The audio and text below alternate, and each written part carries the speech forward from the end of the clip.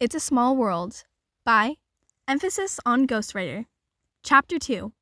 Enter Eraser Dad.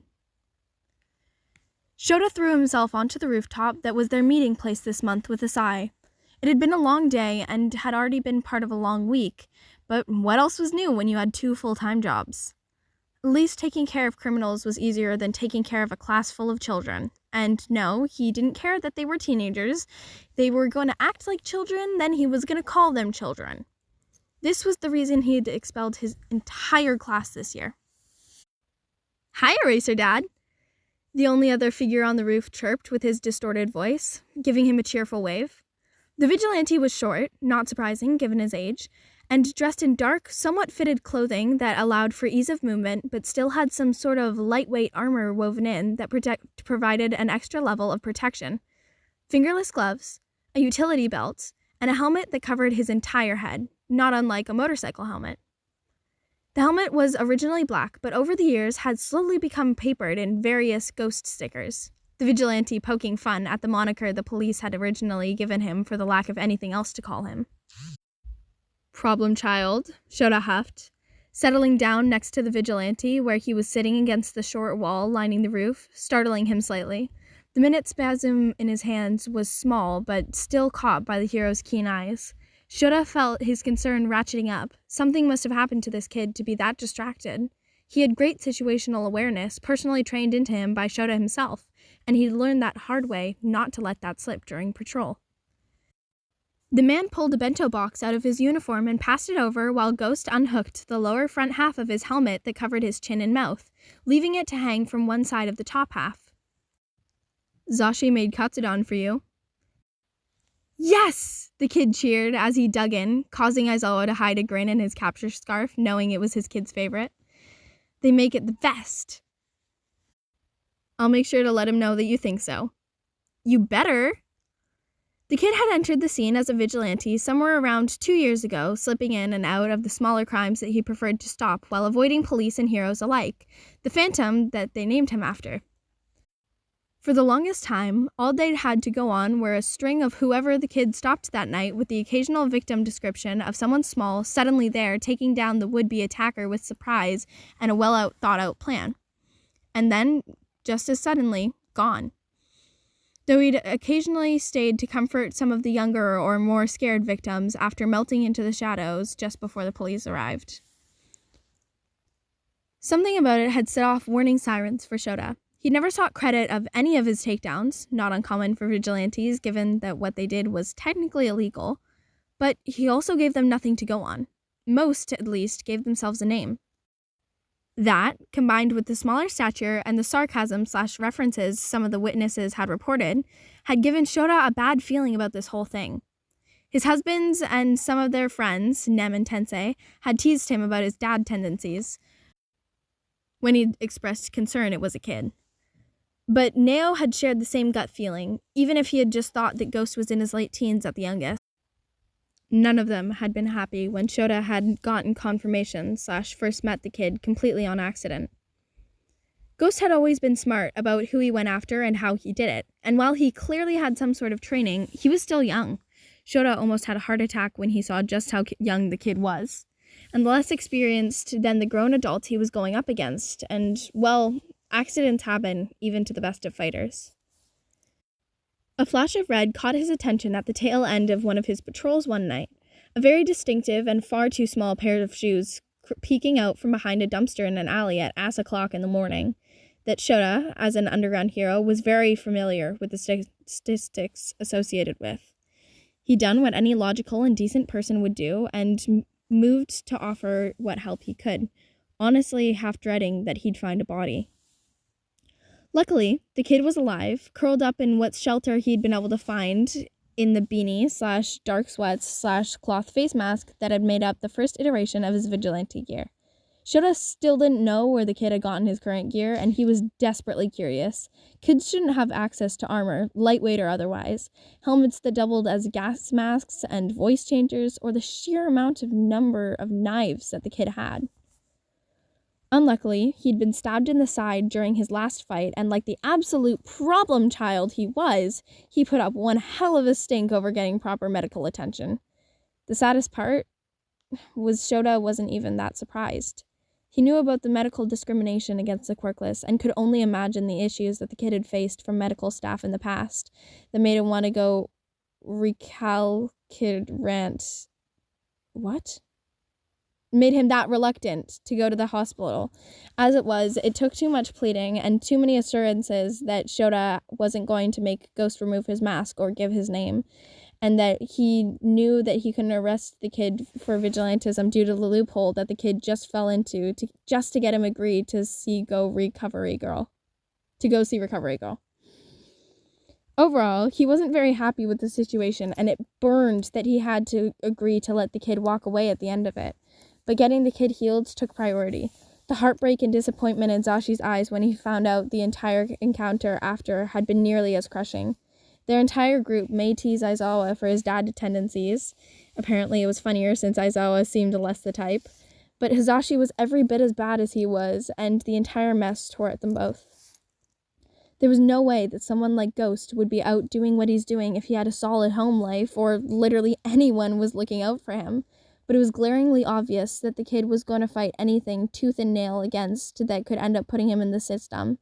Neither blamed him, not really, not with the scars that Hizashi still bore from his own time in the system after deafening every caretaker he had until he learned control, and the stories that they'd heard from the online community there were in for people with undesirable quirks or the quirklessness.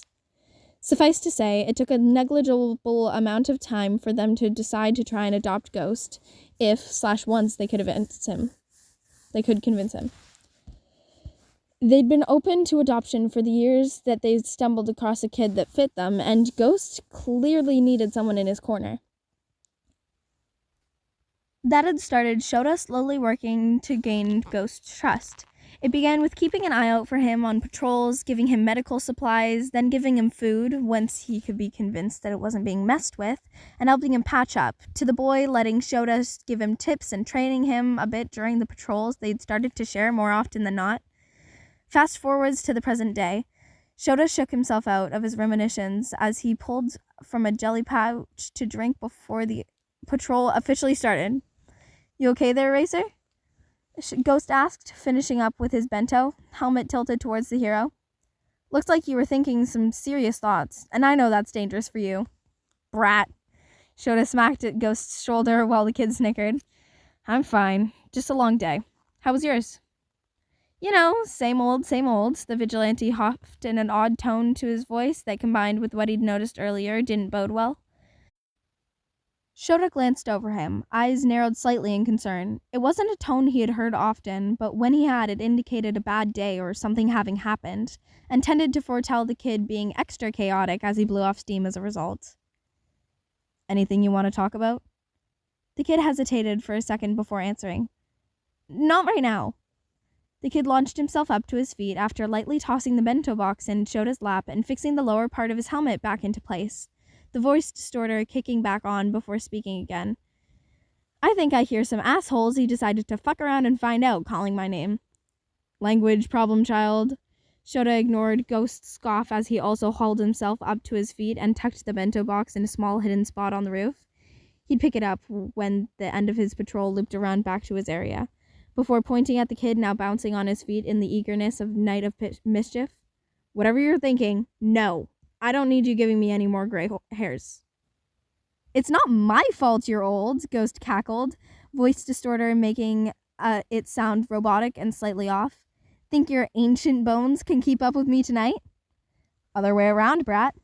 Shota flashed a sinister grin that Hizashi claims he picked up from Nezu, before suddenly bolting into action and off the roof, leaving the kid to curse and race after him. He was, after all, a problem child himself. Luckily, the patrol went more or less smoothly, most of the more malevolent side of the city's nightlife probably deciding that it was safer to keep their heads down tonight after some sort of sludge villain incident that revealed All Might was in town. Shota had seen coverage of it on the news when he'd woken from his they were always too short, nap, and he'd been pissed at the heroes just standing on the sidelines. He would have never let students like that graduate. Their night was mostly spent chasing each other across the rooftops of Musatafu and an endless familiar back and forth that slowly pulled Ghost out of the strange funk that he'd been in when the night started. Oh my god, did you see his face? Ghost giggled at Shota, joining him on the roof of a nearby building where he'd been waiting for Shota to pass off one of the low-level drug dealers they come across into police custody. Yes, you're a menace to society. Shota tapped the top of the helmet like he was patting the kid's hair. Now, has your hunger for chaos been satisfied, tiny gremlin? Or do Zashi and I need to be extra worried about you tonight? I'm not tiny, Ghost protested. Shota gave his helmet one last tap, exaggerating just how far down he had to move his hand to make contact and earning himself a tiny robotic cuff. And you don't have to worry about me. I can take care of myself, and Zashi's only met me like twice. Twice or not, we both care about you. And that's why we worry, not because we have to. I don't know what's happened today to get you in a mood, and I'm not going to make you talk about it if you don't want to. But you know I don't like the idea of you being alone, especially if you're upset. I know that you say you're safe, whatever it is that you call a home, but I just want to remind you that you always have a place at ours, even if it's just for a night. I know, Eraser Dad. Ghost eventually gave the same answer he always did, voice muted and soft. But not tonight. Give the babies scritches for me, though. Shota nodded. They don't deserve it, but sure. Shota loved his cats, but that didn't mean that they weren't still little demons. Get back safe. You too. And with that, the two went their separate ways. The hero stopping to pick up the bento box on his way home back to his house for a shower and what sleep he could get before work. He wished he knew what the kid was holding back, because it felt more like he was just struggling to believe someone that actually wanted him. Until he knew what it was, though, there was nothing he could do to fix it. Sashi's better at emotional stuff, Shota thought to himself as he finally settled into bed, cuddled up, fast asleep next to the love of his life. And maybe he'll have some ideas about it.